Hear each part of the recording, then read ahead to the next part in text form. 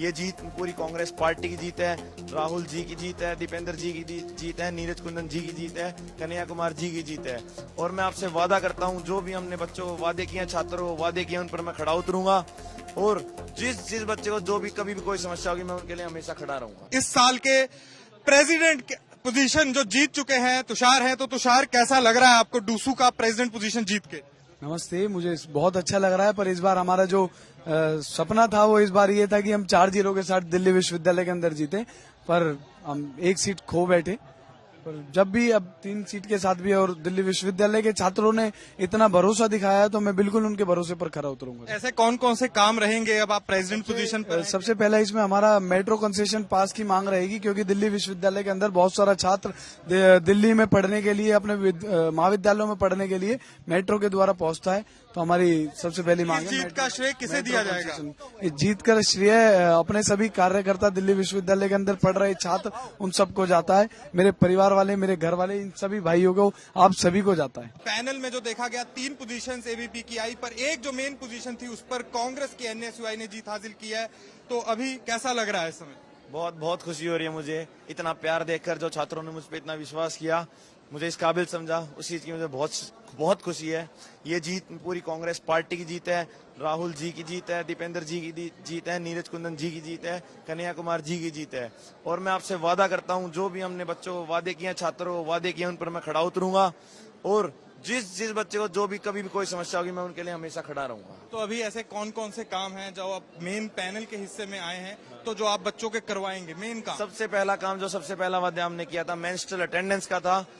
केरला में हमने menstrual attendance लगाई, पंजाब में भी एनएसयूआई जीती, हमने मेंस्ट्रुअल अटेंडेंस लगाई। तो दिल्ली विश्वविद्यालय में हम मेंस्ट्रुअल अटेंडेंस को कंपलसरी करेंगे। और प्राइवेट पीजी हॉस्टल के जो 12% जीएसटी सरकार द्वारा लगाया गया है, इसको हटाने के लिए हम सबसे पहली लड़ाई लड़ेंगे। तो इस जीत का श्रेय किसे जाता है? इस जीत का श्रेय जो मेरे साथ लगे, जिन आदमियों ने विश्वास किया, छात्रों ने विश्वास किया, मुझे इस काबिल समझा, मुझे वोट दी, दीपेंद्र जी ने, राहुल जी ने, कन्हैया कुमार जी, नीरज कुंदन जी ने, जिन्होंने मुझे टिकट दिलाई और जो मेरे साथ खड़े हुए हमेशा। डूसू चुनावों का जो रिजल्ट है वो आ चुका है। हमारे साथ अपराजिता है, जिन्होंने सेक्रेटरी की पोजीशन को जीता है और बहुत ही अच्छे मार्जिन से जीता है। तो कैसा लग रहा है अपराजिता? पहले तो अच्छा लग रहा है, क्योंकि हमने निरंतर काम किया था नारी सशक्तिकरण के लिए। हम पे बहुत बार सवाल भी उठाए गए थे कि क्यों आप में से सिर्फ एक ही छात्रा डूसू के लिए कैंडिडेट है, पर एबीवीपी नारी सशक्तिकरण के लिए बात करता है और विमेन एम्पावरमेंट और इक्वल अपॉर्चुनिटी के लिए बात करता है। अगर मैं यहाँ पे खड़ी हूँ तो इसलिए खड़ी हूँ क्योंकि मैं सिर्फ एक लड़की नहीं हूँ, इसलिए नहीं खड़ी हूँ क्योंकि मैं निरंतर, जैसे छात्र काम करते हैं वैसी छात्रा काम करती है, और इस चीज के हाथ में हाथ, कंधे से कंधे मिला के मैं चली हूँ। इसलिए मैं आज यहाँ पे हूँ और इसीलिए इतने बड़े मार्जिन से जीती। तो अपराजिता, कैसा रहा आपका ये सफर जो इलेक्शंस का, और कितने मार्जिन से आप जीती हैं?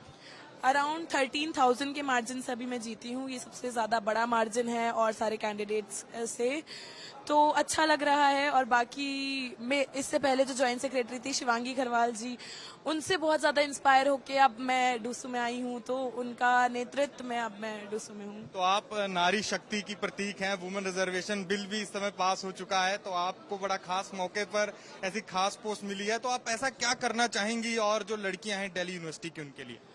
अभी सबसे पहले तो मैं विमेन एम्पावरमेंट के लिए काम करना चाहती हूँ। जैसा कि हम लोगों ने एक फीमेल मैनिफेस्टो भी निकाला था कि हर कॉलेज में एक गायनी होनी चाहिए, काउंसलर होना चाहिए, एनसीसी के हर कॉलेज में गर्ल्स के लिए एनसीसी होनी चाहिए, और ऐसे बहुत सारे मुद्दों पे हम लोगों ने मैनिफेस्टो में बात की थी। वो मैनिफेस्टो फुलफिल हो, इस चीज की मैं अश्योर करूंगी, और एक विमेन लीडरशिप समिट भी जरूर करवाऊंगी। तो एबीवीपी की जो जीत है 3 पोस्टों पर अभी हो चुकी है, तो उसका श्रेय किसे दिया जाता है? ये पूरा श्रेय सिर्फ और सिर्फ हमारे संगठन और हमारे प्रेरणा स्रोत विवेकानंद जी, जिससे हम लोग इंस्पायर होते हैं 365 दिन 24 घंटे काम करने के लिए। तो मैं तो ये एक फैसला सचिन बैसला का नारा लेकर सचिन बैसला इस बार अखिल भारतीय विद्यार्थी परिषद की तरफ से जॉइंट सेक्रेटरी के चुनावों में खड़े हुए थे, और इस बार इन्होंने सबसे ज्यादा वोट हासिल कर जॉइंट सेक्रेटरी को पोजीशन को जीता है। तो बैसला साहब, क्या कहना चाहेंगे इस जीत के बाद?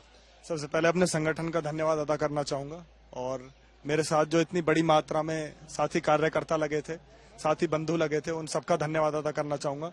क्योंकि ये जो डूसू का चुनाव है, ये कोई भी व्यक्ति अकेला नहीं लड़ सकता, सिर्फ मैनेजमेंट सबसे बड़ी चीज है, और जो संगठन समर्थन होता है वो बहुत बड़ी चीज है।